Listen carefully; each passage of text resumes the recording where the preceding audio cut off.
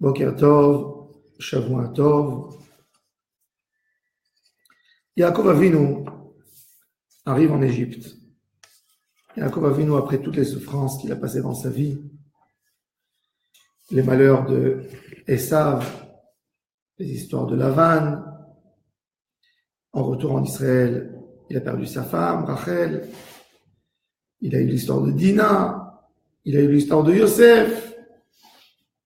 Il arrive en Égypte à l'âge de 130 ans. 17 ans de vie. Yaakov Eretz Mitzrayim, Sheva Esre Shana. 17 ans. 17 ans, il a de bonheur, de joie de voir son fils qui dirige le monde entier. Et Yaakov se préoccupe. De quoi il se préoccupe? Vaikrevu Yemei Israël Lamut. Yaakov se prépare au passage dans l'autre monde, Olam Haba. C'est intéressant comment Yaakov savait qu'il allait être malade. Comment il savait qu'il allait quitter le monde? Puisque quelqu'un, il a peur de quitter le monde quand il arrive à l'âge de ses parents. N'est-ce pas? Donc, Abraham Avinu est mort à l'âge de 175 ans. Yitzhak, 180. Yaakov, il a que 137. Alors les tzadikim, ils sentent quand ils n'ont plus le potentiel de faire la Avodat Hashem, ils n'ont plus la force pour faire la Avodat Hashem, ils savent que leurs jours sont comptés. Il appelle son fils Yosef et lui dit, écoute, nous sommes descendus en Égypte, mais je veux que tout le monde sache que l'Égypte, c'est pas notre terre. C'est pas notre terre, c'est pas ici qu'il faut se baser. Yosef, il est au summum du pouvoir. L'Égypte.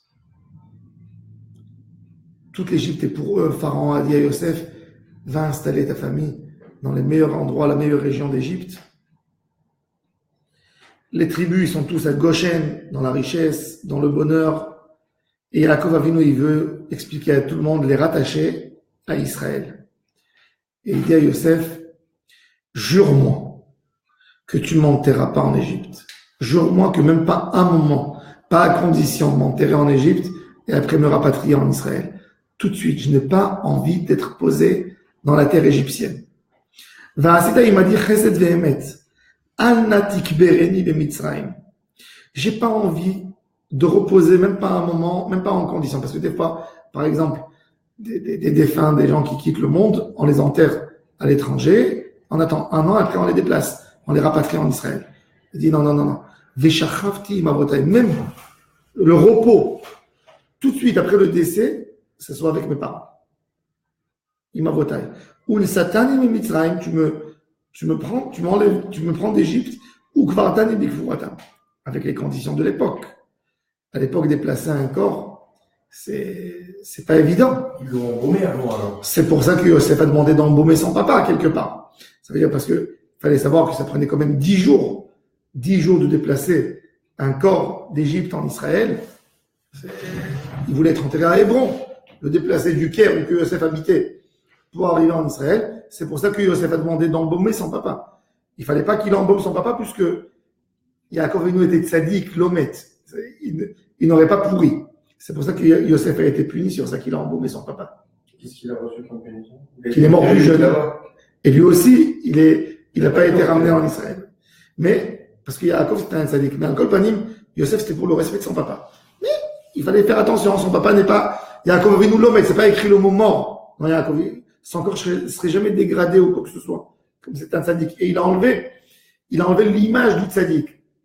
Le tzaddik est différent de tout le monde. De la même manière qu'un tzaddik ne vit pas comme tout le monde, il meurt pas comme tout le monde. Il reste pas éternel. Il n'y a rien devant l'éternel. Mais, il a une présence dans le monde, une présence qui est beaucoup plus forte qu'une présence de tout autre homme. Donc, Yaakov Avinu, qu'est-ce qu'il fait? Dans sa mort, il se préoccupe de la promesse de la terre pour ses enfants. Il veut le relier en Eretz Israël et c'est pour ça qu'il demande d'être enterré en Eretz Israël. Veshachavti mavotai, unsatani mimitzrayim ukvartani bikvuratam, vayomar, anochi e'esek idvarecha. son fils Yosef lui promet à son papa, je vais faire ce que tu m'as dit. Maintenant, Yosef, il a promis à son papa, je vais faire ce que tu m'as dit. Yaakov Avinu, il ne se contente pas de la promesse de Yosef. Vayomer, Yishaver Ali, jure-moi. Vaïshavar Ali. Il lui a juré, rien qu'après, Yaakov remercie son fils.